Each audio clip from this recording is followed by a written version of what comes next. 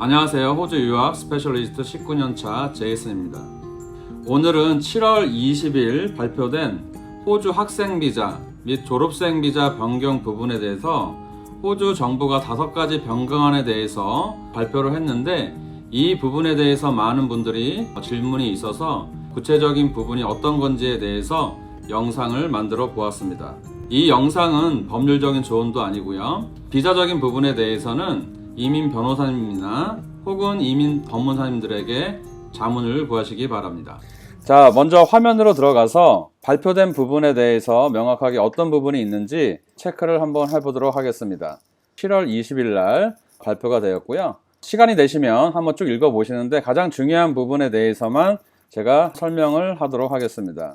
제가 지금 커서를 하고 있는데 이 5가지 부분에 대해서 먼저 체크를 해볼 필요는 있을 것 같습니다. 첫 번째 부분은 한국에서 학생 비자를 신청을 하게 되면 지금 비자가 진행이 안 되고 있는 상황이죠. 하지만 여기서 발표된 내용은 오프쇼어에서 들어가는 학생 비자도 비자를 그랜팅을 주겠다라고 발표를 했습니다.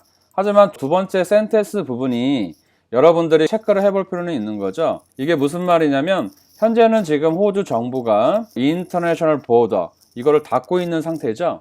여러분들이 한국에서 학생 비자를 신청하고 미리 비자를 승인받으면 호주 정부가 보더를 오픈을 하게 되면 호주에 입국할 수 있는 조건이 되는 거겠죠. 그래서 비자를 신청할 수 있게끔 하겠다라는 거고요.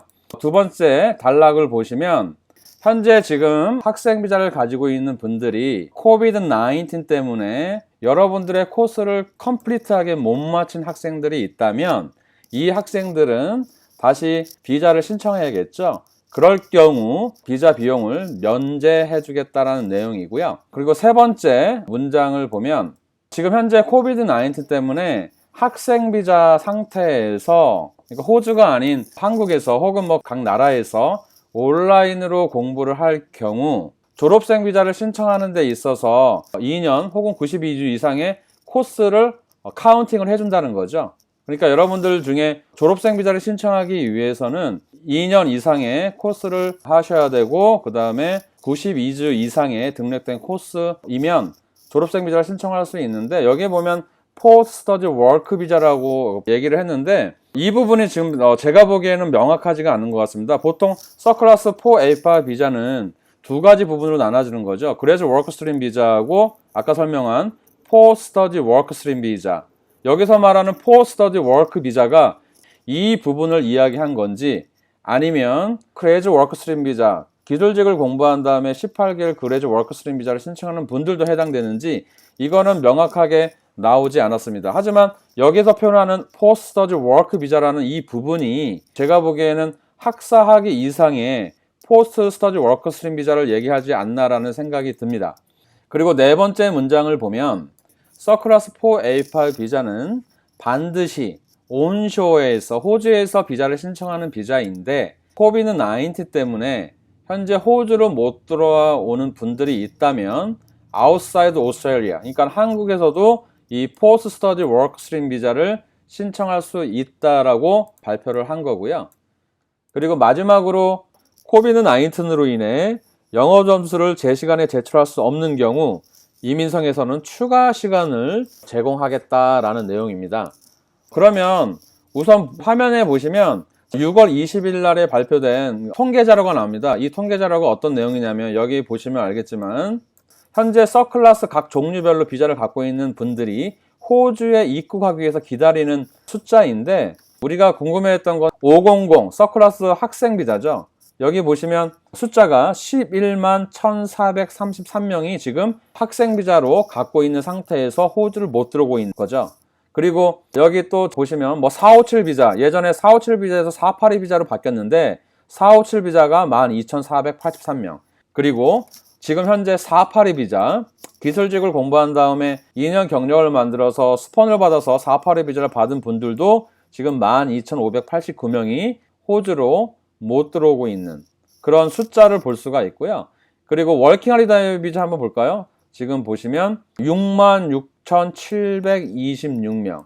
여기 모든 서클라스에 대한 그 숫자가 나오는데 이 숫자를 만약에 합한다면 굉장히 많은 숫자가 지금 호주를 입국하기 위해서 기다리고 있는 상황인 거죠. 근데 이 상황에서도 호주 정부는 발표하기를 뭐냐면 지금 현재 비자를 받았는 상황에서도 이분들이 지금 못 들어오고 있는 상황인데 학생 비자 우선 신청을 해라. 그러면 그랜트 비자 진행을 하겠다.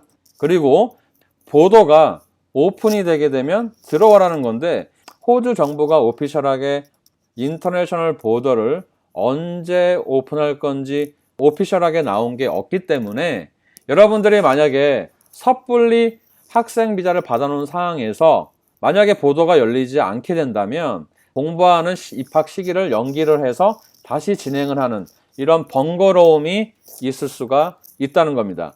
그래서 제가 조언을 한다면 보더가 오픈되는 그 부분에 대해서 오피셜하게 나온다면 진행하는 부분이 맞지 않을까라는 생각이 들고요.